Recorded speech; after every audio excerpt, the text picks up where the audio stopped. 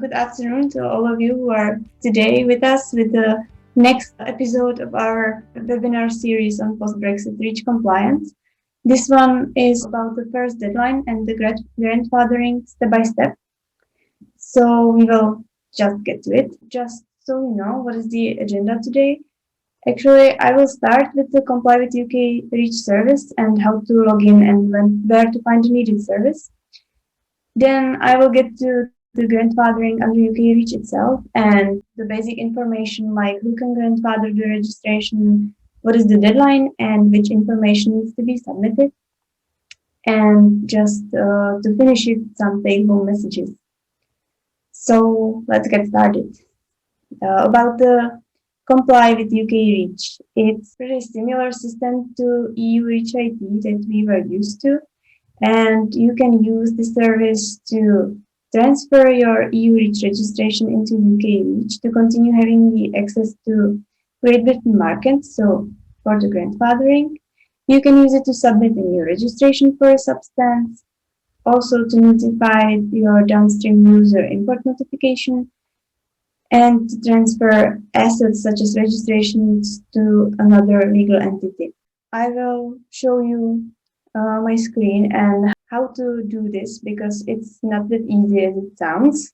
You should see a homepage of HSE agency, and as you can see there is no login button, so this is a more complicated process to find this. You can go through guidance, so you would scroll down to topics and more topics.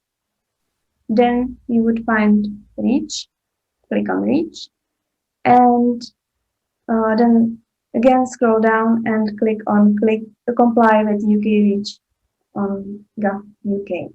Here you will scroll down and find this green button with Start Now, which will send you first to the signing page, but I'm already signed so that I could show you the basic orientation in the site. You can see that on the homepage of Comply with UK REACH when you're already signed up. You can see the important deadlines highlighted here. So the first one, the 30th of April this year, that is the deadline for completing the grandfathering process. And the other important deadline that is for the downstream user import notifications on 27th of October. You can see that there will be your substances or if there's any action required from you or any status updates for your account. You can also find here your substances or messages when there are some. And in the right column, you can see more where you can get, and there is a link to grandfather registration that's something we will talk about now, or to submit your doing or other things, or for new submission inquiry, downstream user report, or substances and articles, or also some useful guidances that will show you more information about these submissions and other details. So if you want to submit your grandfathering, you will just click on grandfather registration and it will take you to the process. So there are some basic information and it will take you through the whole process.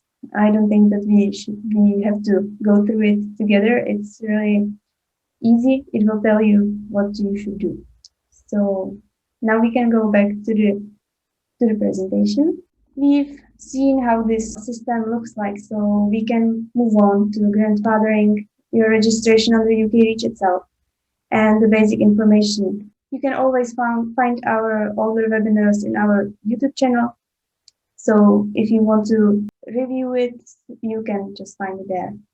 So basically, this is an option for Great Britain-based holders of registration under EU REACH or the only representatives for the European registration, or there are other conditions. But what is important to say is that it's not possible for European-based legal entities to have their REACH registrations recognized under UK REACH. What do you need to do when you want to grandfather registration of your substance? The one important thing is the deadline that is really coming really soon. And you have to, until the end of April of this month, you should submit this. To do it, you have to open an account on this Comply with UK Reach system that I just showed you. You have to provide some initial information about the existing registration, and then you will have 2, 4, or 6 years plus 300 days of the end of transition period. That means these dates of 2023, 2025, or 2027 to comply with the full information requirements for the tonnage ban. What goes for intermediates, it's practically the same. There are only a few differences in the information requirements because it's referred to in articles 17 and 18, so it's not the same as the substances itself. And again, there are the other deadlines for the registration itself, and that goes same as for the substances in 2023, 25, or 27 to comply with the full information requirements according to Articles 17 or 18. For these deadlines, we also made this table that can show you which deadline is important to you. It's based on the tonnage band and hazardous properties of the substance. So if you have your substance in the highest tonnage band, or if the substance is dangerous, it's carcinogenic, mutagenic, or toxic for reproduction, or very toxic to aquatic organisms, or candidate, or it's listed on the candidate list of substances by the end of 2020, you have to submit the full registration within 2 years, post 28th of October of this year. If you're registered in the lower tonnage band, 100 to 1,000 tons per year, or your substance would be on the candidate list of substances as it will be at 27th of October of 2023, you will have to register within 28th of October of 2025. And if your substance is in a tonnage band of 1 to 100 tons per year, you have the longest time, the 6 years after 28th of October this year. For the practical part, what do you need to be able to submit the grandfathered registration? The first thing is the access to Euclid 6, because all the information should be submitted in the Euclid format. So you don't need any other documents, you just have to have the access to Euclid 6. You have to provide the substance identity and identity of the registrant according to Article 10. You will have to also provide the registration number of your European registration and also the submission date of this registration. Then the registration data assigned by ICA, the information on manufacture and use of the substance and relevant information on manufacture and use reviewed by assessor, and notification of ICA decision related to exit registration. So basically all the decisions and communication by ICA that you have available in your Reach IT account. And if you ask where should it be attached in the Euclid 6 file, it should be in the part 13, other assessments, where you will just create a new record and you will add these documents there. From the practical experience, what kind of obstacles could appear during the grandfathering? That would be the creating the dossier in Euclid 6 itself, because there is no template for grandfathered registration and no criteria for validation assistant, as logically the Euclid 6 is a tool made by ICA for European registration, so there couldn't be any template for UK Reach, so you will just have to use the one that you use for European registration. And then the other problem could be choosing the right substance in Comply with UK Reach, because when you submit your grandfathering, there will be options. Which substance are you grandfathering, which registration? based on the identifiers of the substance that you used. And it's also possible that you will find more than one substance, and you will have to choose the correct one based on the identifiers that you can see. But I don't think there would be any bigger issue if you don't get it right in the first time, because the whole thing of the joint submission will be resolved only after the 1st of May of this year. So I think there will be some space for resolution of these mistakes, but it shouldn't be that common that you would have more than one substance. If I may just quickly, we have a note from Bernd in the questions and answers panel. Bernd quite rightly points to the fact that ECHA has removed all information about submissions of UK companies from EU REACH systems, from EU REACH IT. So when you are looking for information on your past submissions to ECHA, you need to look into your own documentation, because you will no longer have the submission report or any information about the past submissions in your REACH IT account. Okay, so, thank you, Tomas, for this. Thanks, Bernd, for this important note. Yes. Okay, so I would move on to the output of the grandfathered registration. It's not the same as we were used to with an EU REACH IT system, where we would get some document, some report. When it goes for comply with UK REACH, you will just get these details. It's not in a form of document, it's always available in your account. As I showed you the way to get to your substances, you will have this information, like the substance details, the identifiers, the summary of the substance group. That means if there are already more registrants, you will see the number of them, and you will see if there is already a lead registrant in this submission. You can see the registration number, grandfathering number, and also other submission details like tonnage band and every other important detail that you would need.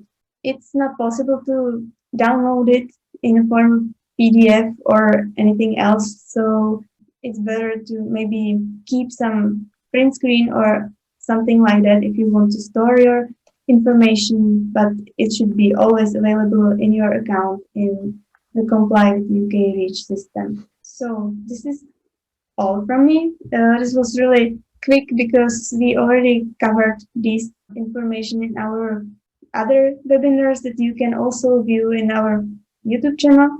And the take-home messages are first, be patient, because it's all new and there are people on the other side. So if you have any problem with your submission, you can always write to HSE help desk, and in a few days you should receive some answer.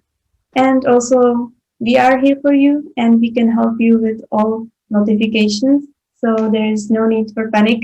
We are working 24/7, and we can always help you or try to find out how to help you.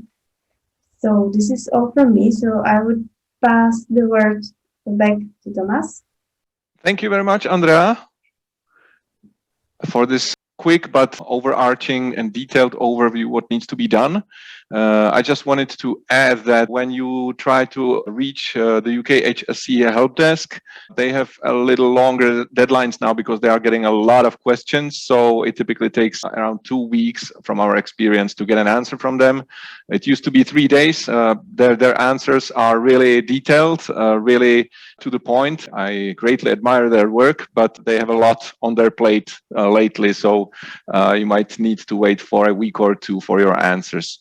And now to the questions. The first question we got was from Elena on the grandfathering process, in particular about updates of grandfathering notifications.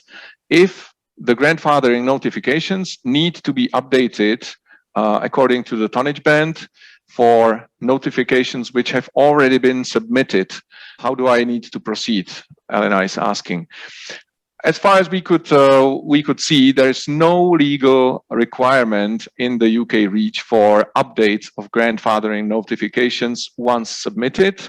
So once you submit your UK REACH grandfathering notification, you automatically get the extended registration deadline 6 years, and you don't need to update your grandfathering notifications anymore. Of course, you need to comply with the corresponding registration deadline. Depending on your tonnage band and the hazard profile of your substance, you need to submit the full registration dossier, but you don't need to update your grandfathering notification. It's something similar to what we experienced with EU REACH pre-registrations, where as part of the pre-registration, you indicatively included the tonnage band as well, but it wasn't anything binding. So regardless of which tonnage band you indicated in your pre-registration, you then needed to submit the full registration within the corresponding deadline according to your actual tonnage band in which you place the substance on the market, but not according to the tonnage band which you indicated in the pre-registration. So this should be the same under UK REACH, but we will double check with the UK HSE if we haven't missed anything in the legal text. We are getting more and more questions. I will take a look at these. During the presentation, we got a question from Arthur.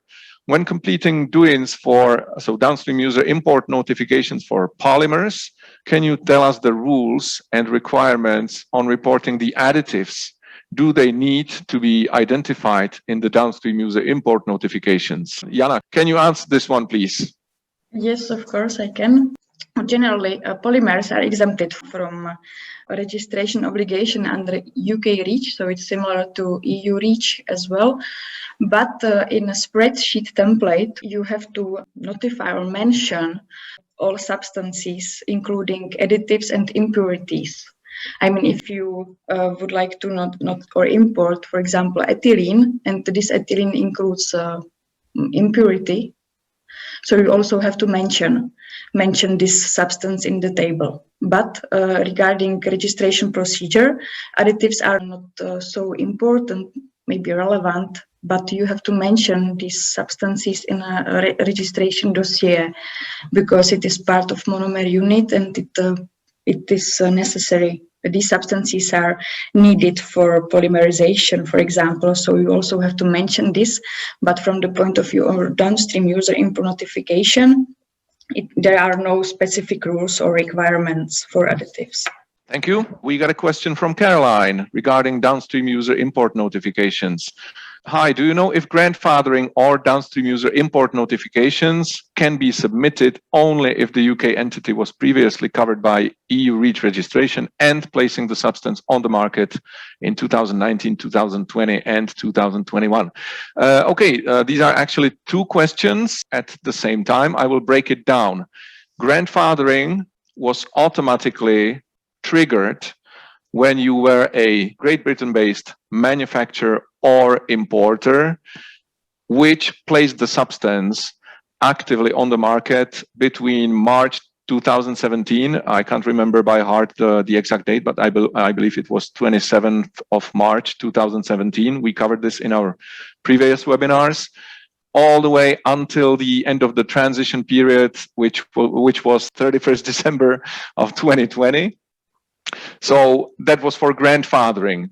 If you placed the substance on the market as a manufacturer or importer, so you had a valid EU REACH registration as a Great Britain-based company in 2017, 18, 19, or 20, then you were eligible for grandfathering and your substances were automatically grandfathered until end of April 2021. And now you need to submit the grandfathering notification until the end of April to benefit from the extended registration deadline. I hope I made it clear. Now, concerning downstream user import notifications, you are perfectly right here that the substance needed to be actually placed on the market either in 2019 or 2020. 2021 is already after the transition period for Brexit, so that's out of the game. But 2019 and 2020 counts for downstream user import notifications. So if you were a downstream user using substance from registered source in the EU or non-EU through only a representative, and you were a downstream user in 2019 or 2020, actually using the substance or placing it on the market as a downstream user, no matter in what quantity, it could be 1 gram, 1 kilogram, regardless of the tonnage, then you would be eligible for the downstream user import notification, which has a deadline of 27 October 2021. Then we have a question from Alessio. How do I calculate the tonnage in UK REACH? Is it the same as in EU REACH? Many thanks.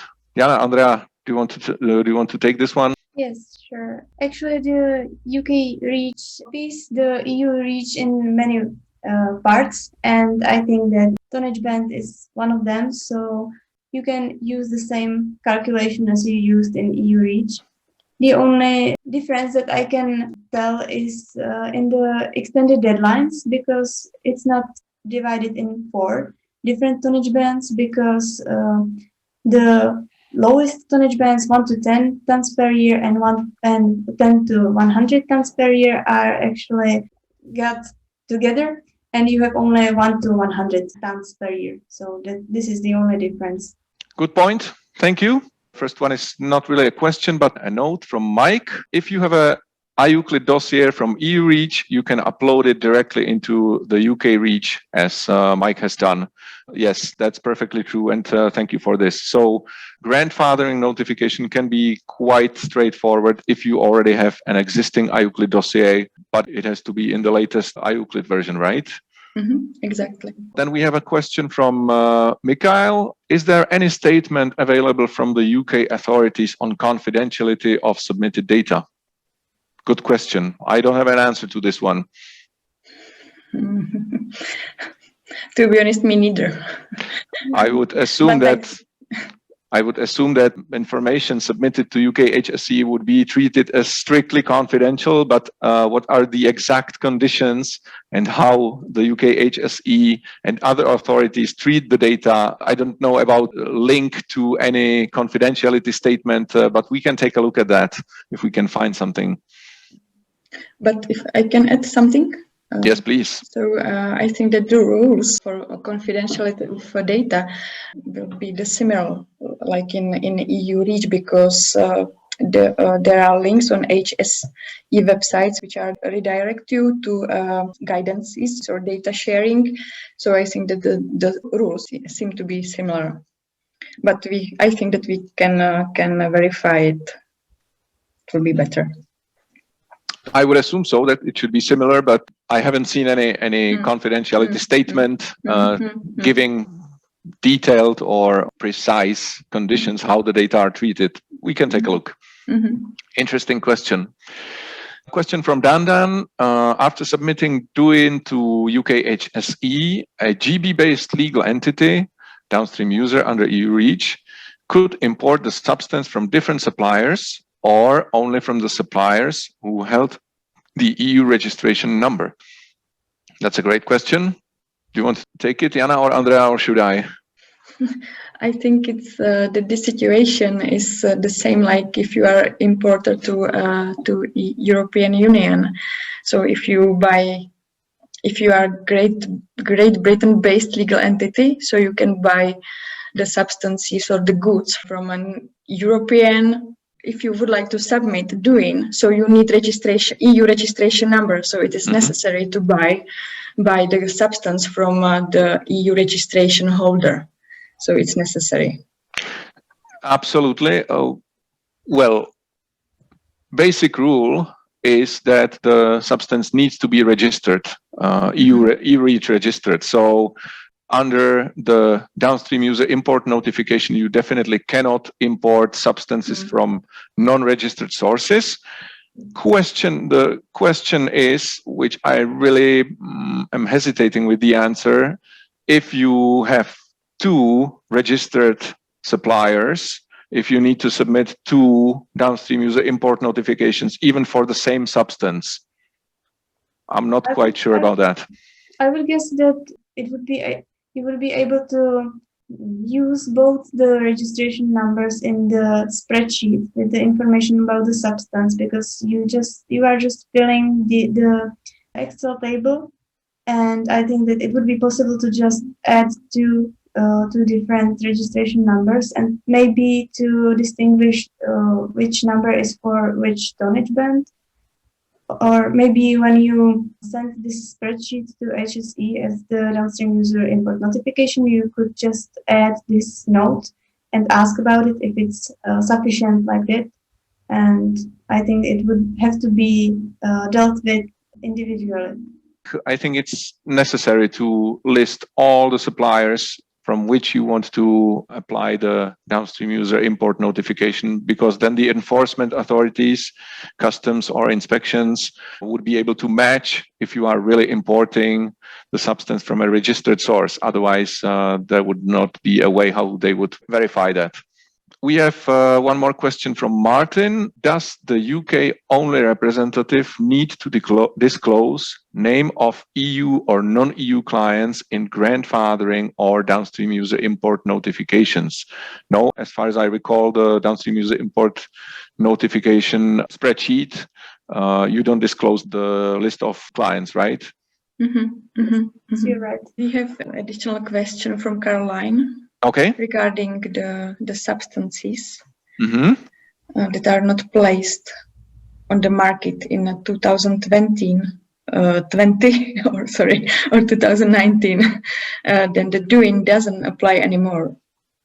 So I think if the substance wasn't placed on the market, I mean EU or Great Britain market, so you have to submit the inquiry because it's new registration of substance, and you have to fulfill this obligation. So yes. The first step is to submit inquiry according to Article 26, and after that complete the registration before the placing the product on the market. Yes. Thank you for this. We checked this also with the UK HSE, and in fact, our interpretation was incorrect originally as well. We thought that you don't need to, Caroline is asking, even if the substance was placed on the UK market in 2017 and 2018, for example. No, in 2019 and 2020. That's the deciding period for the downstream user import notifications. And as I said, we checked that with the UK HSE. We originally thought that you would be able also to notify new substances which you didn't use or place on the market in the UK in 2019 and 2020. But we were wrong there, and we shot a corrective video from one of our webinars where we answered this question wrong. We got one more question from Wilco. EU-based supplier doesn't have to reveal full reach registration number as they mask last 4 digits. How to deal with that in the downstream user import notification? Well, it's in the best interest of your supplier to give you the full registration number. Otherwise, you cannot buy it from them because you will not be able to submit the downstream user import notification. In fact, you don't... In theory, you don't need the full registration number, but you need a proof that they registered the substance. So you need a submission report from them. Ultimately, you need the full registration number. There's no way around that. But it shouldn't be a problem to get it from the supplier. It's in the best interest of the supplier to give it to you, because it's an entry gate for them to sell the goods to you, sell the substance to you. Are there any final closing remarks, take-home messages you would like to point out, Andrea or Jana? Just to be patient. I think it's the most important thing, because everything is new for all of us, and I think that the patience is on the right time now because it's necessary. But it's my personal opinion. Yes, I think the same, and also that don't be afraid to ask us or the agency, and you will get the answer. I don't think that no question is bad, because this is all new and we all know it, and you can ask whatever you want to know. Martin is asking, how quickly do we get the response from UK after grandfathering or downstream user import notification submission? I think that's for you, Andrea. You have the most experience with I that. forgot to mention this, but it's really quick because as you submit the grandfathering submission, you will immediately get the result that I showed you, the information about the substance and the submission. It's really right after you click on submit. And with the downstream user notification, it's also really quick because in the comply with UK REACH system, you will get the downstream user import notification number right after you click on it, and right there how many substances you're notifying, and you are sending the spreadsheet by email, and you will get within few days, I guess, the confirmation from HSE agency that they have that, and that's all of it. That's done. Thank you. Are there also some technical checks or completeness checks for the grandfathering or for the downstream user import notification? Can you submit it wrong, or can you submit an incomplete notification? I don't think so. Well, we never tried it, did we? No. I think it's very difficult to answer because there is no IT tool. So we use only European Euclid, and there is no rule in validation assistance. So there is no option to submit grandfathering or do in a wrong way. So everything is perfect if you submit it. So you are still good. Well, maybe I put my question in an incorrect way. The question is, if someone is checking after the submission, we will probably not know. Yeah, so we will see after the end of April. Yeah, or we can try to submit an incorrect or invalid notification to see what happens. So, but I have one experience that because I submitted doing in a wrong way and I used the incorrect name of company, and I sent the email to Mrs. Jenin from UK HSE agency, and she sent me, so it's no problem, so I understand, so it's invalid now, so you can continue with your submission. So it was only one email, so they react very, very quickly. So they are human, so it's very nice. They are on the other side. But it was you who noticed that it was an incorrect submission, so you asked them to withdraw it, and then you submitted a new one. Yes, exactly. Okay. Great day to you all. Thank you for joining us today, and we will be back next week.